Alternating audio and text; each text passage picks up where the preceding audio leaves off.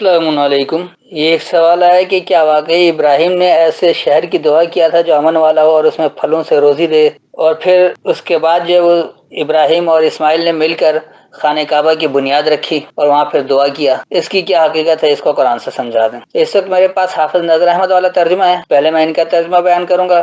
پھر جو میری فہم اسے سمجھاؤں گا، اور آخر میں اس کی وضاحت کروں گا کہ آج کے دن یہ آیات کس طرح رہنمائی کر رہی ہے، یہ آج کے دور میں یہ آیتیں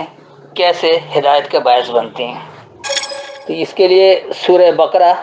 آیت نمبر 126، 127 اور 128 ان تین آیتوں کو دیکھ لیں۔ تو سب سے پہلے حافظ نذر احمد والا ترجمہ: اور جب ابراہیم نے کہا ہے میرے رب اس شہر کو بنا امن والا اور اس کے رہنے والوں کو پھلوں کی روزی دے جو ان میں سے ایمان لائے اللہ پر اور آخرت کے دن پر، اس نے فرمایا جس نے کفر کیا اس کو تھوڑا سا نفع دوں گا، پھر اس کو مجبور کروں گا دوزخ کے عذاب کی طرف، اور وہ لوٹنے کی بری جگہ ہے۔ اور جب اٹھاتے تھے ابراہیم اور اسماعیل خانہ کعبہ کی بنیادیں، یہ دعا کرتے تھے اے ہمارے پروردگار ہم سے قبول فرمائے، بے شک تو سننے والا جاننے والا ہے۔ اے ہمارے رب، اور ہمیں اپنا فرما بردار بنا لے اور ہماری اولاد میں سے ایک اپنی فرما بردار امت بنا، اور ہمیں حج کے طریقے دکھا اور ہماری توبہ قبول فرما، بے شک تو ہی توبہ قبول کرنے والا رحم کرنے والا ہے۔ یہ ہے وہ روایتی ترجمہ، جہاں سب سے پہلے تو یہ کہہ رہے کہ شہر کو امن والا بنا اور پھر اس پھلوں سے روزی دے جو لوگ ایمان لائیں ان پر، اور جو ایمان، اس کے بعد پھر بتا رہے کہ ابراہیم اور اسماعیل نے مل کر خانہ کعبہ کی بنیاد کی اور وہاں دعا کیا کہ ہمارے پروردگار ہم سے قبول فرما، بے شک تو سننے والا ہے۔ تو یہ کیا واقعی خانہ کعبہ کی بنیادیں اٹھا رہے ہیں؟ اللہ نے کوئی نقشہ دیا ہے کہ یہ خانہ کعبہ کی بنیاد ہے؟ اس کے بعد کہہ رہے کہ ہمیں فرما بردار بنا لے اور ہماری اولاد میں سے بھی ایک فرما بردار امت بنا۔ تو یعنی ساری اولاد کو فرما بردار بنانے کی دعا نہیں کیا ہے، اس میں سے ایک فرما بردار امت بنا تو باقی کو نہ بنا، پھر حج کے طریقے بھی سکھا رہے ہیں۔ آئیے دیکھیے دراصل اس کی حقیقت کیا ہے۔ یعنی اس میں سوالات بے انتہا ہیں، میں نے مختصراً تھوڑا سا اشارہ دے دیا، اب ہر شخص اپنے اپنے سوال کو خود سمجھ لے کہ اس نے کیا سوال کیا، اس کو جواب اکٹھے ہی مل جا رہا ہے۔ اب دیکھیں اصل میں حقیقت میں یہ بات کیا ہے۔ وَإِذْ قَالَ ابراہیم، اور جب ابراہیم نے کہا رب اجعل، اے میرے رب بنا دے ھذا بلدن، اس بلدیہ کو، آمناً امن والا، وارزق اہلہ، اور سامان نشوما دے اس کی اہلیت والوں کو، من الثمرات، فوائد دینے میں سے، من آمن منہم، جو کوئی مانتا ہے ان میں سے، باللہ والیوم الآخر، اللہ کو اور اگلے دورانیے کو۔ قال، کہا، ومن کفر، اور جو انکار کیا، فأمتعہ قلیلا، بس اسے نظریہ دیں گے تھوڑا، ثم اضطرہ، اضطرہ اضطرار یعنی جس میں لاچاری ہوتا ہے کہ بے بس لاچار، الی عذاب النار، خاص جلنے کی سزا کی طرف، وبئس المصیر، اور برا ہے وہ پلٹنے کا ٹھکانہ۔ وَإِذْ يَرْفَعُ، اور جب یہ بلند کر رہا تھا، ابراہیم القواعد، ابراہیم القواعد کو یعنی قانون کو، من البیت، البیت سے، البیت بھی اللہ اپنی کتاب کو کہتا ہے، کتاب یعنی البیت کا بنیادی مطلب ہے جہاں خفیہ مشورہ کیا جائے، اور خفیہ مشورہ اللہ سے اللہ کی کتاب میں ہی ہوتا ہے۔ وہ اسماعیل، اور اسماعیل، اس کو آپ یہ بھی کہہ سکتے ہیں کہ اگر یہاں ابراہیم اور اسماعیل کا ترجمہ کر لیا جائے کیونکہ یہ صفت کے حوالے سے اسم نہیں ہے، تو جب بھی دلیل سے بات کرنے والا بلند کرے گا قواعد البیت سے، الکتاب سے، یعنی خوب سننے والا ہو۔ ربنا تقبل منا، اے ہمارے رب تو سامنے لیا ہم سے،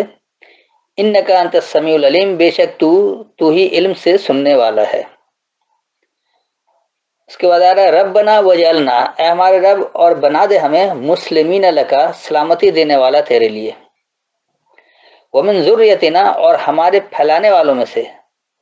امتم مسلمۃ لکا، ایک ماخذ ہو سلامتی دینے والے تیرے لیے، وارنا مناسکانا، اور دکھا دے ہمیں ہمارا طریقہ کار، مناسک کہتے ہیں طریقہ کار کو، حج کا طریقہ نہیں ہے، وتب علینا، اور متوجہ ہو ہم پر،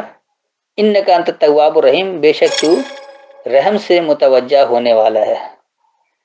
تو یہ تو تھا لفظی ترجمہ، اب میں ایک بار اس کا رواں ترجمہ کر دیتا ہوں، پھر اسے سمجھاتا ہوں کہ حقیقت کیا ہے۔ اور جب ہم نے البیت یعنی الکتاب کو لوگوں کے لیے جمع ہونے کی جگہ یعنی ماننے والا، امن دینے والا بنایا۔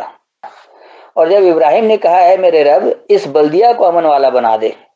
اور فوائد میں سے اس کی اہلیت والوں کو سامان نشونما دے، ان میں سے جو کوئی اللہ اور اگلے دورانی کو مان لے اور جو انکار کرے بس اس کا نظریہ تھوڑا ہے، پھر وہ جلنے کی سزا کی طرف خوب لاچار ہو جائے گا اور پلٹنے کا ٹھکانہ برا ہے۔ اور جب ابراہیم نے دلیل سے بات کرنے والا الکتاب سے قواعد یا قانون بلند کرتا ہے اور اسے خوب سننے والا ہوتا ہے تو اے ہمارے رب تو ہم سے سامنے لیا، بے شک تو علم سے سننے والا ہے۔ اور اے ہمارے رب ہم تیرے لیے سلامتی دینے والے بن جائیں اور ہم سے پھیلانے والوں میں سے تیرے لیے سلامتی دینے کے ماخذ والے ہوں، اور ہمیں ہمارا طریقہ کار دکھا دے اور ہم پر متوجہ ہو جا، بے شک تو متوجہ ہونے والوں پر رحم کرنے والا ہے، یا بے شک تو رحم سے متوجہ ہونے والا ہے۔ تو یہ تو تھا اس کا رواں ترجمہ۔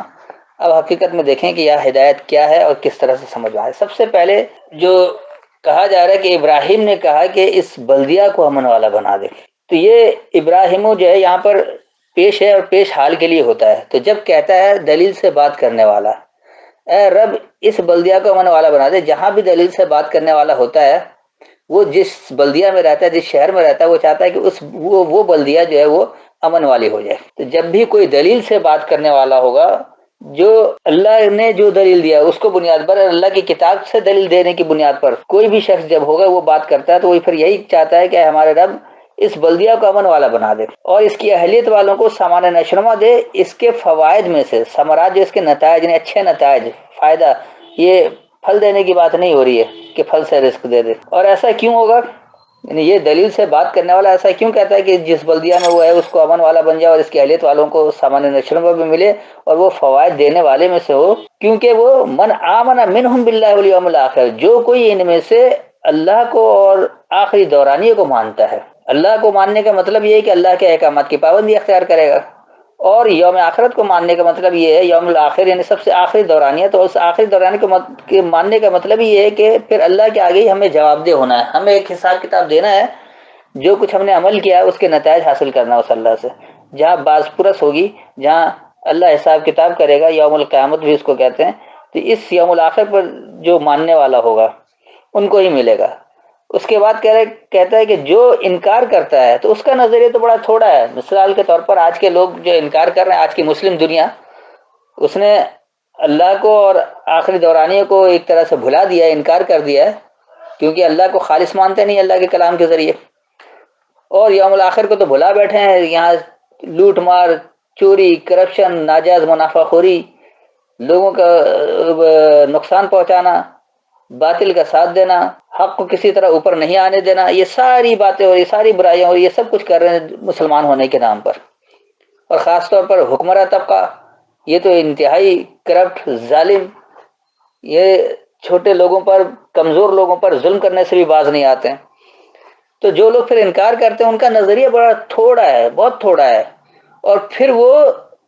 اس خاص جلنے کی سزا کی طرف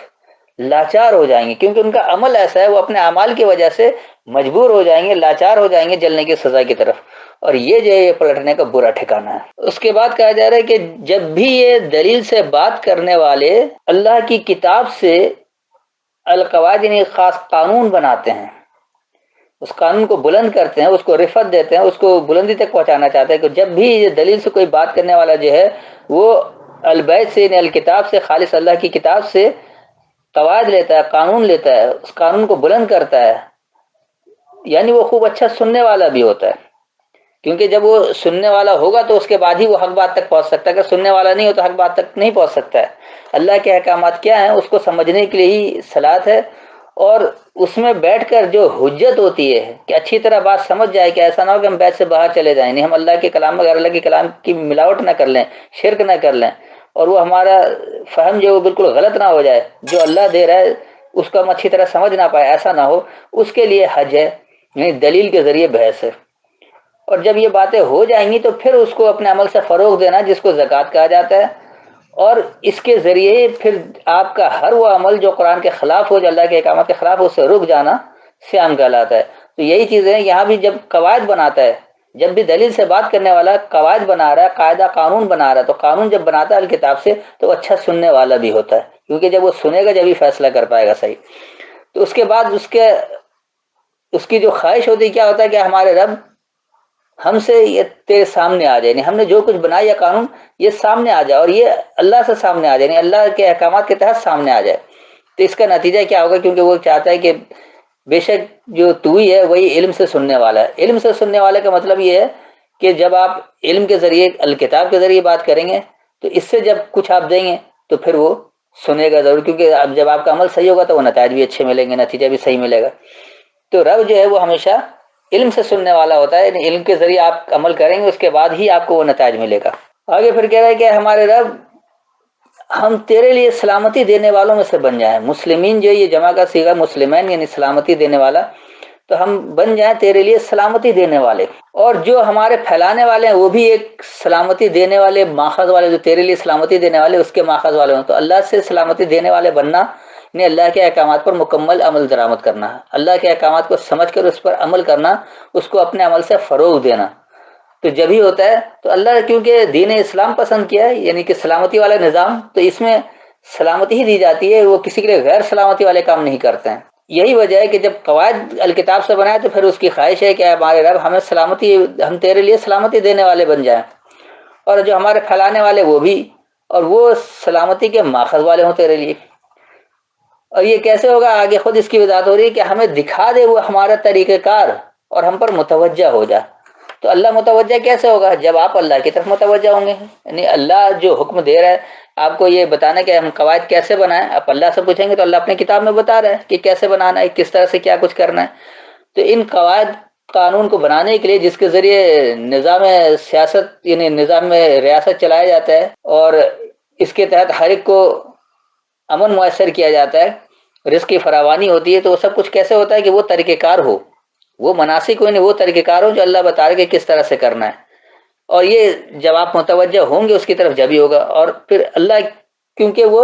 رحم سے متوجہ ہونے والا ہے، اللہ نے تو اپنی پوری کتاب دے دی ہے، اس کی طرف آؤ متوجہ ہو. جب آپ کتاب سے پوچھیں گے تو آپ کو کتاب سے جواب بھی ملے گا. تو جب آپ متوجہ ہوں گے تو اللہ بھی آپ کی طرف متوجہ ہو رہا ہے رحم سے، اللہ نے بتا دیا ہے کس طرح سے کیسے کیا عمل کریں گے تو کیا کچھ ہوگا. تو یہ ہے ان تمام آیتوں کا خلاصہ. یعنی سب سے پہلی بات تو یہ ہے کہ جو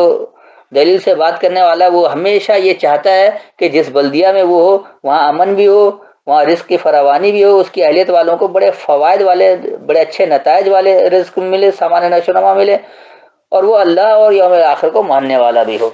اور اگر کوئی انکار کرتا ہے تو یقینی سی بات اس کا نظریہ بہت قلیل ہے، بہت تھوڑا ہے، بہت مختصر ہے، اور وہ مجبور ہو جائے گا سزا کی طرف وہ اپنے اعمال کی وجہ سے بے بس ہو جائے گا کہ اسے سزا ملنا ہی ملنا ہے، کیونکہ اس نے وہ عمل ہی نہیں کیا صحیح. تو جو بھی دلیل سے بات کرنے والا ہوتا ہے وہ الکتاب سے ہی قواعد لیتا ہے، قانون لیتا ہے، اور اس قانون کو وہ بلند کرتا ہے، یعنی اس پر مکمل عمل درآمد کرواتا ہے، اسے نافذ کرواتا ہے تاکہ یہ قواعد بلند ہو، کتاب کے قواعد بلند ہو. اور کتاب کے قواعد جب بلند ہوں گے تو اچھی طرح سننے والا بھی ہوگا، کیونکہ وہاں پر پھر کوئی غلطی کی گنجائش نہ ہو اور اللہ کا نام لے کر دھوکہ نہ دیا جا رہا ہو. تو یہ سب کچھ پھر سامنے جب آئے گا تو اللہ جب وہ علم سے سننے والا ہے کہ جب آپ علم کے حساب سے کام کریں گے تو وہ نتائج بھی علم کے حساب سے ملیں گے. تو اللہ سنتا بھی ہے کب؟ جب آپ اس کے علم کے مطابق کام کریں گے. اور پھر اس کے بعد آپ سلامتی دینے والے بن جائیں گے ہر ایک کے لیے، اور جو بھی اس نظریے کے پھیلانے والے وہ سب اس ایک سلامتی کے ماخذ پر چلنے والے ہوں گے، اور وہ اپنے طریقہ کار کو قرآن سے ہی دیکھیں گے کہ ہمارا کون سا طریقہ کار اپنانا ہے اور اسی کی طرف متوجہ ہونا ہے. اور اللہ کیونکہ رحم سے متوجہ ہو رہا ہے، جب وہ رحم سے متوجہ ہوتا ہے تو اس کی باتیں سامنے آتی رہتی ہیں، اور یہ ساری باتیں یوں ہوتی رہتی ہے. تو یہاں سے سمجھ میں آ گیا کہ کوئی خانہ کعبہ کی بنیاد نہیں. اگر خانہ کعبہ کی بنیاد ہوتی تو اللہ کو نقشہ دینا چاہیے تھا کہ کہاں ہے خانہ کعبہ، اور وہ دیوار کون سی بلند ہوئی تھی، کیا کچھ ہوا تھا. اس میں پھر بے انتہا سوالات آ جاتے ہیں جو سمجھنے کے لیے قرآن سے باہر جانا پڑے گا. جبکہ اللہ کے احکامات قرآن کے اندر موجود ہیں، اس میں حکم اور تفصیل دونوں موجود ہے، کہیں قرآن سے باہر جانے کی ضرورت نہیں ہے. اللہ کے کلام میں غیر اللہ کے کلام کی شرک کی قطعی ضرورت نہیں ہے. اس سے ہی سب کچھ سمجھ میں آ جائے گا. تو جو لوگ دین اسلام کی دشمنی میں قرآن کے دشمن بن گئے اور اللہ کے بھی دشمن بن گئے، وہی لوگ اللہ کے احکامات سے دور کروانے کے لیے یہ زور دیتے ہیں کہ جو روایتی ترجمہ کر دیا گیا ہے آپ اسی کو مان لیں، اس سے الگ نہ ہٹیں، چاہے آپ کی سمجھ میں آئے یا نہ آئے. آپ کو ہدایت حاصل ہو یا نہیں ہو، لیکن روایتی ترجمہ جو لکھا ہوا آپ اس کو صحیح مان لیں اور اسی کے مطابق چلنا چاہیں، تو اس کے مطابق آپ چل رہے ہیں تو جس طرح ذلیل الخار ہو رہے ہیں ایسے ہی تا قیامت ذلیل الخار ہوتے رہیں گے۔ لیکن جو اللہ کے احکامات ہیں، اگر اس احکامات کو حقیقت میں سمجھا جائے اور اس پر صحیح سے عمل کیا جائے تو پھر وہ نتائج ملیں گے جو قرآن اس کا نتیجہ بتا رہا ہے، اور پھر سلامتی ملے گی، ورنہ بے سکونی اور بدامنی مسلم معاشرے کا طر امتیاز بن چکا ہے، اور اس سے فرار ممکن ہی نہیں ہے جب تک آپ اللہ کے احکامات کی طرف، اللہ کے قوانین کی طرف نہیں آئیں گے۔ اور اللہ کا قانون اللہ کی کتاب سے ہی ملے گا، اسی کتاب کی روشنی میں، ان آیتوں کی روشنی میں، ان ہدایات کی روشنی میں ہی قواعد بنیں گے، اور اس قواعد کو اس طرح سے نافذ کیا جائے گا کہ وہ اچھی طرح سننے کے قابل بھی ہوگا کہ لوگ سنیں اور اس کو سمجھیں، پھر اس کی طرف متوجہ ہوں، اور جب متوجہ ہوں گے اس طریقہ کار کو اپنائیں گے تو انتہائی نتیجہ ملے گا جو قرآن بتا رہا ہے، جس میں امن اور رزق یعنی سامان نشوونما بڑے فوائد والے ہوں گے۔ یہاں مکمل طور پر یہ صاف واضح ہے کہ یہ شخصیت کی بات بھی یہاں نہیں ہو رہی ہے، یہ صفت ہے۔ یہاں ابراہیم اسماعیل دونوں صفت ہے، ورنہ اسماعیل بعد میں کیوں ہوتا، اور ابراہیم جب یرفع ابراہیم القواعد آ گیا تو بعد میں اسماعیل دینے کی کیا ضرورت تھی؟ ابراہیم و اسماعیل قواعد البیت اکٹھے کر دیا جاتا اگر یہ دو شخص ہوتے۔ لیکن دلیل سے بات کرنے والا رفت دیتا ہے بیت سے قوانین کو، اور وہی خوب اچھا سننے والا ہوتا ہے، کیونکہ جب اچھی طرح سنے گا تو وہ سمجھے گا، اگر کوئی غلط بنا چکا ہے تو اس میں تبدیلی لے آئے گا، لیکن اللہ کی کتاب میں کوئی تبدیلی نہیں آئے گی۔ انسانی فہم میں غلطی ہو سکتی ہے، کچھ غلط سمجھ سکتا ہے، کچھ قواعد غلط بن سکتے ہیں، تو اس کی تصحیح ہو جائے گی۔ جس طرح ہمارے یہاں بھی آئین بنتا ہے، آئین میں ترمیمیں ہوتی رہتی ہیں وقت کے حساب سے، تو وہ آئین میں ترمیم کیوں ہوتی ہے؟ جب اس کا کوئی نقص سامنے آتا ہے یا اس کا کوئی غلط پرچار کرنے والے کچھ سامنے آتے ہیں تو اس کو ٹھیک کرنے کے لیے بنایا جاتا ہے، اور اگر غلط لوگ اور ظالم لوگ ہی اقتدار میں آ جائیں تو وہ اپنے فائدے میں ڈالنے کے لیے زبردستی قواعد بدل دیتے ہیں، اچھے قاعدے کو غلط میں تبدیل کر دیتے ہیں۔ تو یہ جو کچھ ہوتا ہے یہ بہرحال سننے کے بعد ہی ہوتا ہے، تو اچھی طرح جو سننے والا ہوگا وہی اچھا قاعدہ بنا سکتا ہے، اور اچھا قاعدہ بنانے کے لیے جو البیت میں یعنی اللہ کی کتاب میں حجت کرے گا، اس کتاب سے جو قواعد بنائے گا وہ پائیداری ہے، اور اس کتاب سے قواعد نہیں بنائے گا تو وہ تھوڑی مدت کے لیے تو کوئی آپ کا نظریہ بن سکتا ہے، وہ کبھی بھی عام انسانیت کی فلاح و بہبود کے لیے نہیں ہوگا، عام انسانیت کو فائدہ پہنچانے والا نہیں ہوگا۔ عام انسانیت کو فائدہ جبھی پہنچے گا جب اس کتاب سے اپنے طریقہ کار کو سیکھیں گے، اس کی طرف متوجہ ہوں گے، اور اس سے ہی قواعد بنائیں گے، اس سے ہی قانون بنائیں گے، اور اس قانون کو بلند کریں گے۔ السلام علیکم۔